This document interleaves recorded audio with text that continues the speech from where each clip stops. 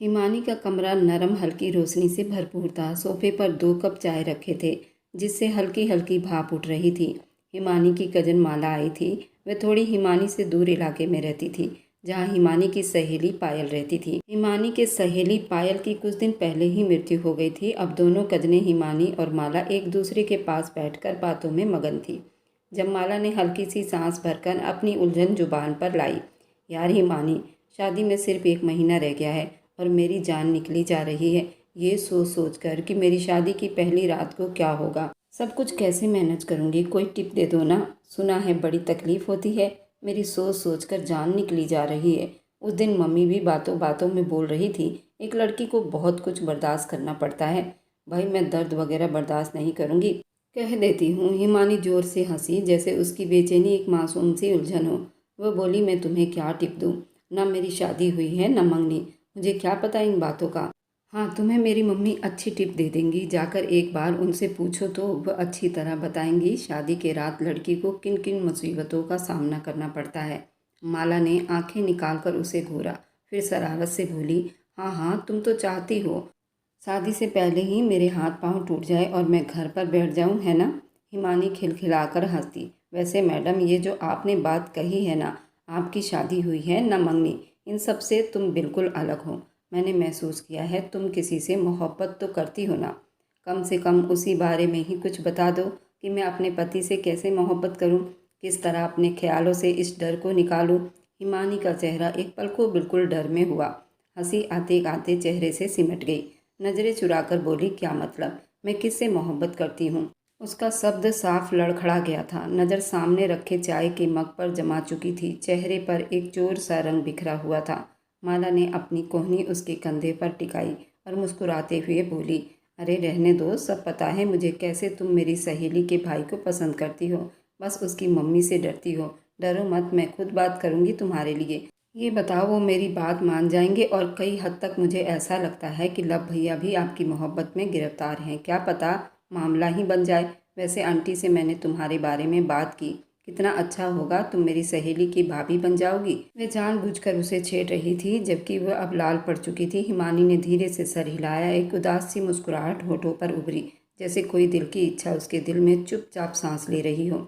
ये सब सपने जैसी बातें हैं माला, मुझे नहीं लगता कि मेरी मोहब्बत मुझे मिल पाएगी। हमारी सहेली का भाई तो मेरी तरफ देखता तक नहीं। ऐसा लगता है जैसे मैं उसके लिए बस एक आम सी लड़की हूँ, बल्कि उससे भी गई गुजरी। उसकी आवाज़ में थोड़ी उदासपन दिखाई दिया था, आंखों में चमक जो हमेशा मौजूद होती थी, जो कुछ मध्यम सी हो गई।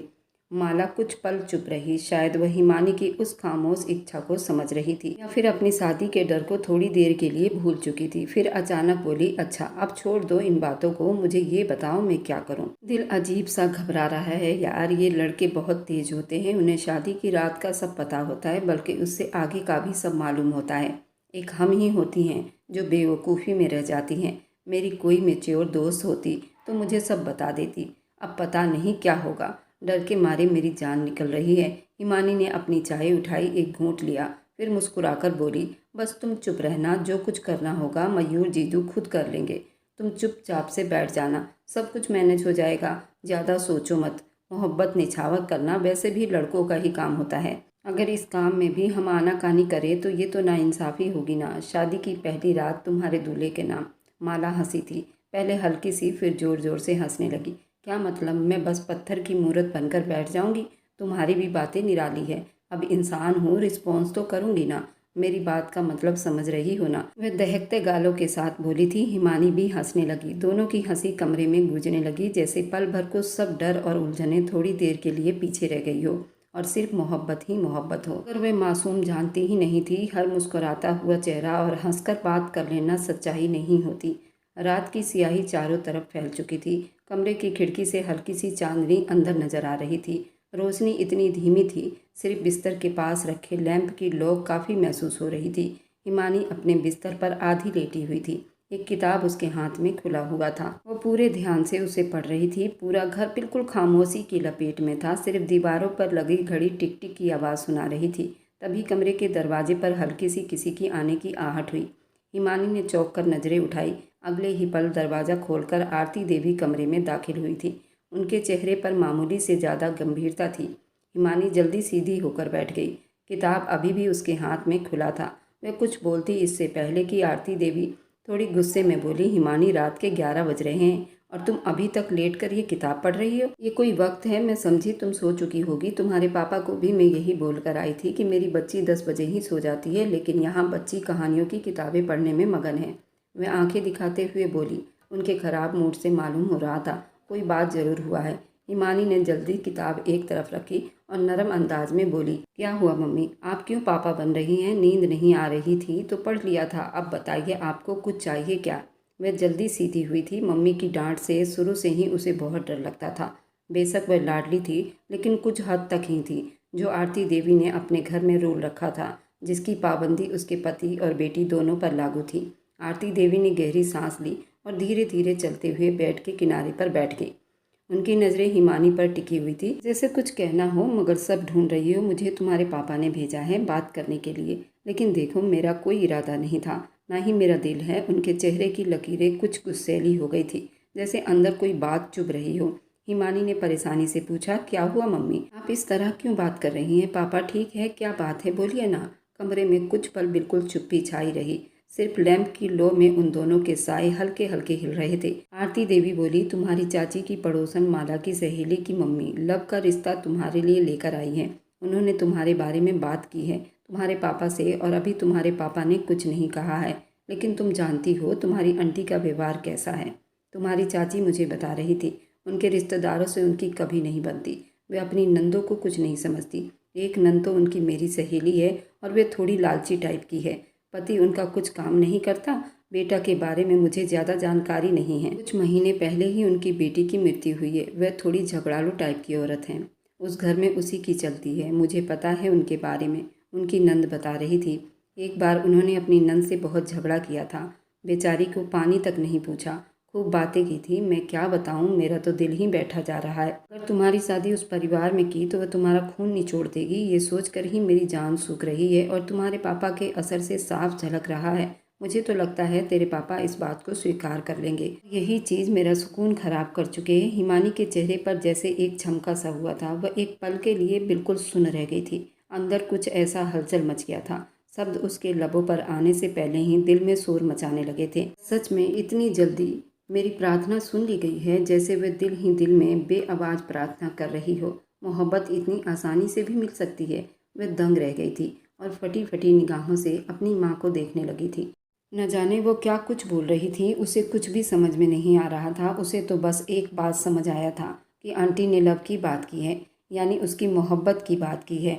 मतलब उसकी मोहब्बत की बात हुई है। ये शब्द ही उसे हवाओं में उड़ा रहे थे। उसने एक गहरी सांस ली और बहुत नॉर्मल शब्दों में बोली, मम्मी आंटी से क्या लेना देना, हमें तो लव को देखना चाहिए। वह तो बहुत अच्छा लड़का है, वो मिलनसार है और बहुत हैंडसम भी है। माला उसको बहुत अच्छे से जानती भी है। उनके परिवार की परवाह मत करो, अपनी फैमिली के बारे में सोचता है। मुझे लव में तो कोई बुराई नज़र नहीं आती। आरती देवी ने एक पल के लिए हिमानी को बड़ी गौर से देखा, जैसे किसी अनदेखी जज्बों को पढ़ना चाहती हूँ। फिर बोली, तुम पसंद करती हो उसे? उनका शब्द पल भर के लिए थोड़ा सा लड़खड़ाया था।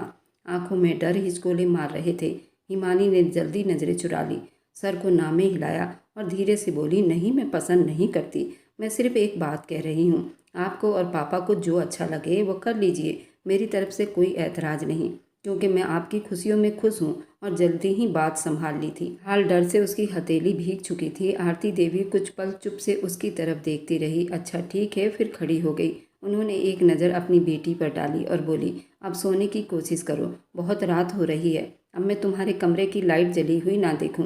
कुछ ज़िंदगी के रूल होते हैं जिसको फॉलो करना बहुत ज़रूरी होता है, समझी? ये कहते ही वो बाहर की तरफ बढ़ गई थी।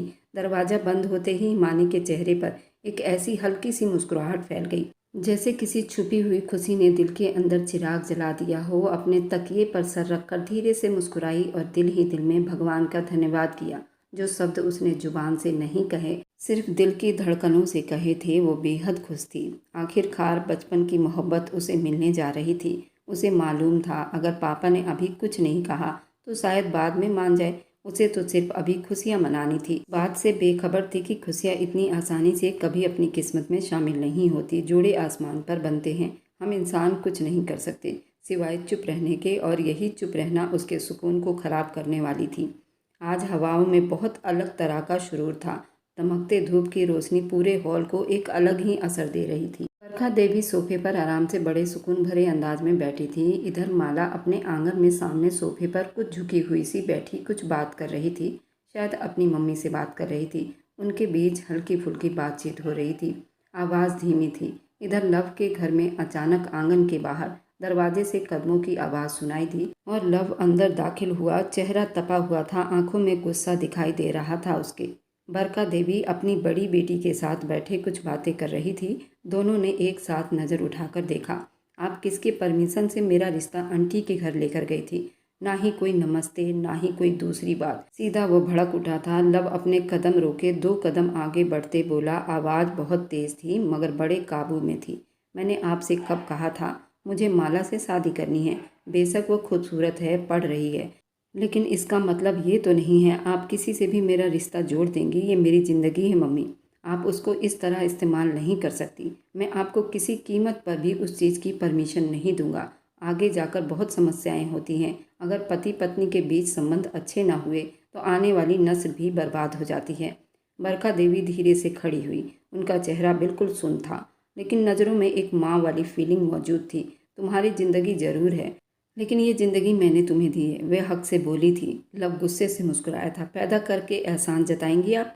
क्या हो गया है आपको? बात क्यों नहीं समझ रही आप? वह लड़की मेरे काबिल नहीं।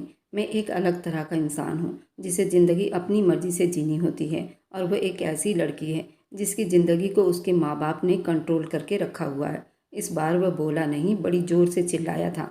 इधर माला का घर बिल्कुल उनके सामने था। उसकी आवाज़ माला बहुत अच्छी तरह से सुन चुकी थी। माहौल की गंभीरता को कम करने के लिए जल्दी उनके घर में आ पहुंची।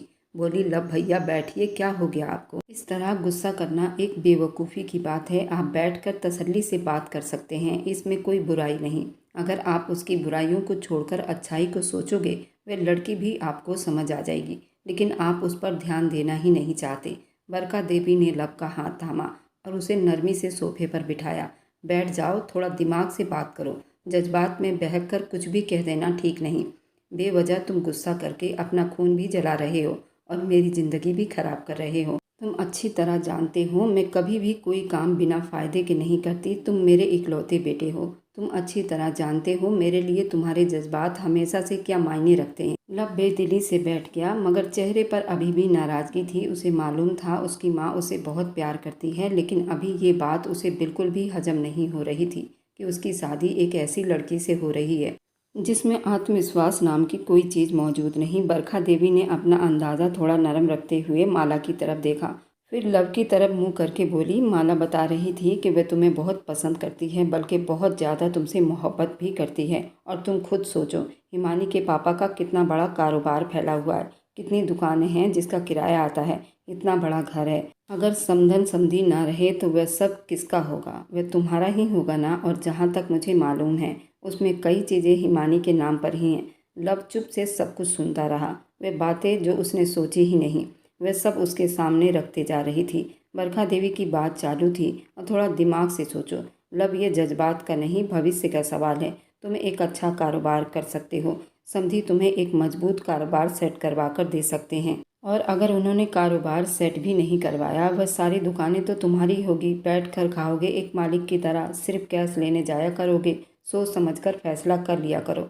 लव ने एक गहरी सांस भरी, नज़रें नीचे कर ली, फिर कुछ पलों के बाद बोला, लेकिन मम्मी वो मुझे पसंद नहीं है। बहुत अजीब सी है, बिल्कुल सादा और घरेलू लड़की है। वह अपनी बात की अहमियत को खुद ही कम करते हुए बोला, खैर आपने जो कहना था कह दिया, मानना भी शायद मजबूरी है। आपको जो अच्छा समझ आए वही कीजिए। आपकी बातें सच में ठीक है। बिजनेस की तो मुझे भी वैसे ज़रूरत है। अगर बिजनेस नहीं होगा तो हम आगे ज़िंदगी कैसे बिताएंगे? पापा ने तो हमें कहीं का नहीं छोड़ा है। ये कहते वह उठ खड़ा हुआ था। आंखों में उलझन अभी भी मौजूद थी, लेकिन सब थोड़ा ठंडा पड़ गया था। वो बगैर कुछ कहे आंगन से बाहर निकल गया था। उसको बात समझ आ चुकी थी। उसके जाते ही बरखा देवी और माला के नज़रों का आमना सामना हुआ। दोनों के चेहरे पर धीमी सी मुस्कुराहट उभरी, जैसे कोई रुका हुआ काम बना हो और वक्त आने के हक में झुक रहा हो। चमचमाती मर्सिडीज शहर की जगमगाती सड़कों पर धीमी रफ्तार से आ रही थी। बाहर की दुनिया, लाइट शो, बोर्ड और चलती गाड़ियों से आवाज़ थी, लेकिन गाड़ी के अंदर पूरी चुप्पी का राज था। पीछे की सीट पर सागर बिल्कुल चुप से बैठा हुआ था, गहरे ख्यालों में डूबा हुआ था। उसकी नज़रें शीशे से बाहर की तरफ थी, जैसे मंजर नहीं बल्कि कुछ सोच रहा हो। वह पूरा ब्लैक थ्री सूट में था, कॉलर से हल्का सा नीलाहट झलक रही थी, बाल तरीके से सेट हुए थे, आंखों में गहरी गंभीरता थी। 30 साल के सागर के चेहरे पर एक ऐसा रोब था जो किसी बिजनेसमैन के चेहरे पर होती है। कुछ पल बाद अचानक उसका मोबाइल फ़ोन बजने लगा। चौंका नहीं, बस एक नज़र स्क्रीन पर डाली जहां कुंदन शर्मा का नाम लिखा आ रहा था। अगले ही पल उसने कॉल रिसीव कर ली और मोबाइल कान से लगा लिया। अगर इस जगह कोई और आदमी होता, कभी भी फ़ोन रिसीव न करता। ये उसके काम का वक्त और इस वक्त वह किसी भी तरह की आनाकानी नहीं चाहता था। दूसरी तरफ से कुंदन शर्मा की आवाज़ सुनाई दी, थोड़ी घबराई मगर पूरी एक्शन में। आप कहाँ हो? ऊपर से ऑर्डर आई है कि आप फ़िलहाल घर पर रहेंगे। आपकी जान को खतरा है, लेकिन मुझे खबर मिली है आप कहीं जा रहे हैं। ये बर्दाश्त करने वाली बात नहीं। अगर आप इसी तरह लापरवाही दिखाएंगे, माफ़ी चाहते हैं, आपके साथ सख्त एक्शन भी लिया जाएगा। सागर ने गर्दन थोड़ी सी दाएं मोड़ी और चुप से एक गहरी सांस लेकर बोला, ये मेरी समस्या है कुंदन शर्मा। मैं अपनी सुरक्षा खुद करना जानता हूँ। सिर्फ तुम इतना बताओ, मिशन क्या है? कुंदन शर्मा की आवाज़ फिक्रमंदी में दिखाई दे रही थी। सर, मिशन होते रहेंगे। अगर आपको कुछ हो गया तो हम ऊपर क्या जवाब देंगे? आप जानते हैं इस इलाके में आपकी क्या हैसियत है, जो अपने दिमाग में लेकर आप काम करते हैं। यहाँ किसी के पास वैसा दिमाग नहीं। आप क्यों इतने जज्बाती हो रहे हैं? सागर के चेहरे पर हल्की सी मुस्कुराहट उभरी, मगर आंखों में जुनून बाकी थी। मुझे मेरा बिजनेस भी देखना होता है कुंदन साहब, मैं ऑफिस ही जा रहा हूँ। तुम टेंशन मत लो, मेरी गाड़ी का गोली कुछ नहीं बिगाड़ सकती। सिक्योरिटी मेरी जगह है। तुम भी थोड़ा दिमाग इस्तेमाल करो और हालात संभाल लो। फालतू के धमकियों और बातों से थोड़ा दूर रहा करो। मुझे ये अंदाज़ा सख्त पसंद है। और कुंदन की आवाज़ अब थोड़ी गंभीरता और सख्त हो गई थी। सर, ये कोई आम मिशन नहीं है। अगर आप चाहते हैं हम कामयाब हो, आपकी सुरक्षा ज़रूरी है। अगर आपको कुछ हो गया, ये मिशन, ये टीम, ये सब कुछ बिखर जाएगी। आप जानते हैं एक लीड की अहमियत क्या होती है। आप हमारे लिए सिर्फ एक अफसर नहीं, एक सिस्टम की रीढ़ की हड्डी है। सागर ने थोड़ी सी बात की और बात खत्म करते हुए फ़ोन काट दिया। उसके चेहरे पर अब कोई असर नहीं था। वह पूरा गंभीरता से अपने काम और अपने ड्राइविंग में बिजी हो गया। वह वापस आ चुका था। गाड़ी के अंदर फिर वही चुप्पी छाई हुई थी, मगर अब वो पहले से ज़्यादा बोझल थी। सामने का आईना उसकी आंखों का साया दिखा रहा था। उसने सर झटका था और नज़रें वापस बाहर के मंजर पर मोड़ लिया था। इस इलाके को ज्वाइन करके वो वापस आने लगा था, जिसने धीरे धीरे उसकी आज़ादी उससे छीन ली थी। सुबह की हल्की रोशनी खिड़की के पर्दे से छन कर खाने की मेज़ पर पड़ रही थी। किचन से ताज़ा पराठे और सरसों की साग की खुशबू आ रही थी। टेबल पर चाय की केतली रखी थी, बर्तन तरीके से रखे गए थे, हर चीज़ मामूली के हिसाब से थी, सिवा हवा में छाई गंभीरता। इधर हिमानी कॉलेज के लिए निकल रही थी। बाल खुले थे, चेहरे पर नमी और ताजगी लिए नाश्ते की मेज़ पर पहुंची थी कि उसने अपने पिता राम गोपाल साहब को फ़ोन पर गुस्से से बात करते सुना और अगले पल वो बेचैन सी हो गई थी। राम गोपाल कुर्सी पर बैठे फ़ोन कान से लगाए बोल रहे थे। आवाज़ दबंग और सख्त था। अगर मैं रिश्ते से मना कर रहा हूँ बरखा देवी, तो इसमें क्या बुराई है? वो मेरी बेटी है, मैं उसे अच्छी तरह जानता हूँ। तुम्हारे घर में वो सरवाइव नहीं कर पाएगी। तुम बहुत अच्छी हो, तुम्हारा परिवार भी अच्छा है, लेकिन रिश्तेदारी करके मैं तुमसे अपना दोस्ती वाला रिश्ता ख़राब नहीं करना चाहता। बहन जी, ये रिश्ता ना हो तो ज़्यादा ठीक होगा। ये शब्द जैसे हिमानी के सीने में भाला बनकर उतरा था। वह रुक गई थी, कदमों की आवाज़ दब गई थी, चेहरे पर परेशानी फैल गई थी, नज़रें बाप पर जम गई थी, जो उसके सबसे बड़े रक्षक थे। वे आज उसकी उम्मीद के महल को गिरा रहे थे। राम गोपाल अभी बोल ही रहे थे, अच्छा ठीक है, अब फ़ोन रखूं, बाकी बातें आमने सामने कर लेंगे, मगर दिमाग में बैठा लो, ये रिश्ता जोड़कर अपनी दोस्ती वाला रिश्ता ख़राब नहीं करना चाहता। ये कहते ही उन्होंने फ़ोन मेज पर रख दिया।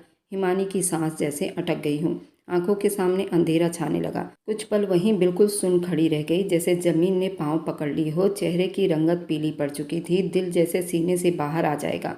अभी एक हफ्ता ही तो हुआ था इस बात को तय हुए, जिसमें उसकी प्रार्थनाएं सुन ली गई थी। वह रिश्ता जिसे वह दिल से चाहती थी, कैसे एक पल में बाप की एक कॉल ने सब कुछ मिट्टी में मिला दिया था। राम गोपाल ने उस पर एक नज़र डाली, जैसे उसकी मौजूदगी को अभी अभी महसूस किया हो। बेटा बैठो, नाश्ता ठंडा हो रहा है। हिमानी ने नज़रें चुरा ली। बेदिली से नाश्ता करने लगी। उसे अपनी हालत जुबान पर लाने की हिम्मत नहीं थी। वह धीरे से बोली, जी पापा, और चुप से आकर कुर्सी पर बैठ गई। मरे मरे हाथों से निवाला तोड़कर आधा निवाला खाया, सब कुछ आंखों के सामने होते हुए भी बेरंग सा लग रहा था।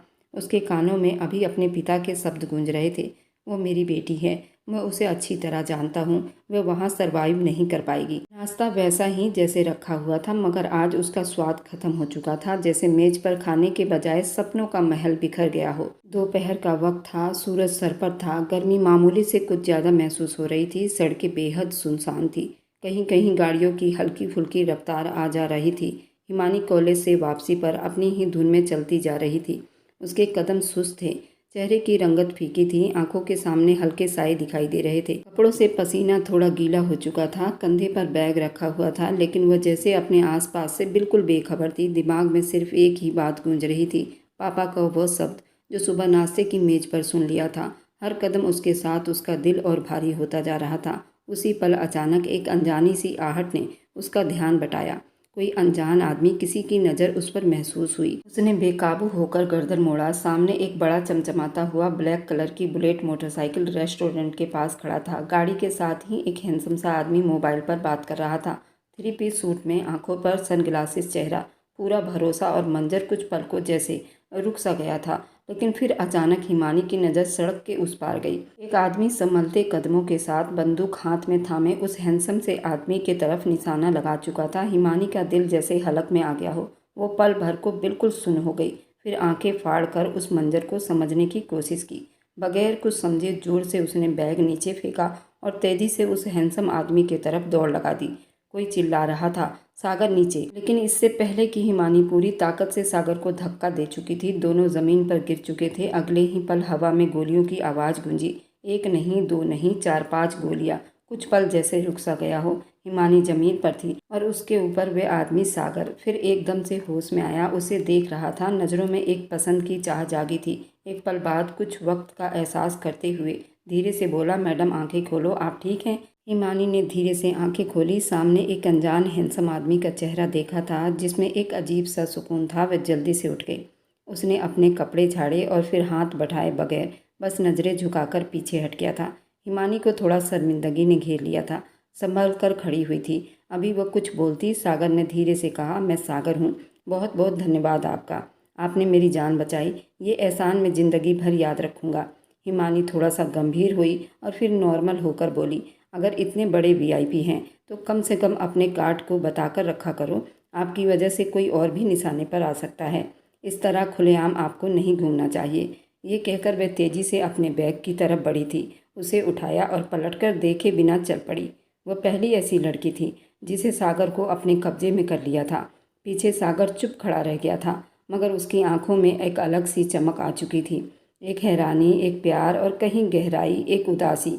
जिंदगी में पहली बार किसी लड़की ने झुककर उसे सल्यूट नहीं किया था, ना इस तरह नज़रें झुकाई, बस सिर्फ सच बोली। और सागर को पहली बार कोई अच्छी लगी थी।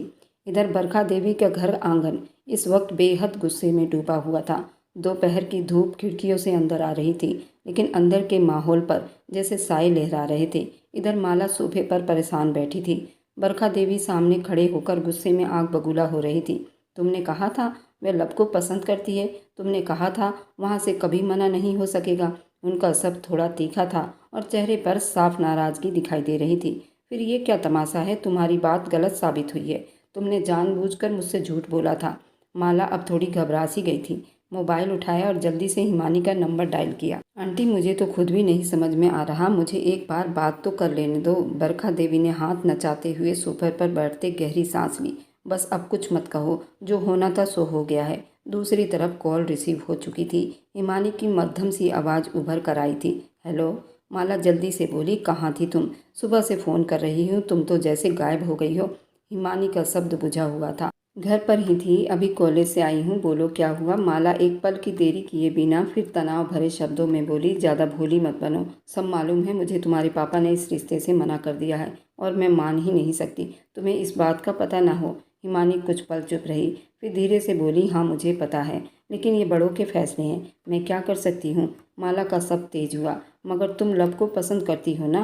फ़ोन के लाइन पर कुछ पल को बिल्कुल चुप्पी छा गई थी। फिर हिमानी बहुत नरमी और ठहराव से बोली, हाँ पसंद करती हूँ, लेकिन तुम्हारे सहेली के भाई से ज़्यादा मुझ पर मेरे माँ बाप का भी तो हक है। अगर मैं तुम्हारे सहेली के भाई को पसंद करती हूँ तो इसका मतलब ये नहीं कि अपने माँ बाप का कहना न मानूँ। उन्होंने जो फैसला किया है उसमें ज़रूर कोई अच्छाई देखी होगी, इसलिए मैं बिल्कुल चुप हूँ।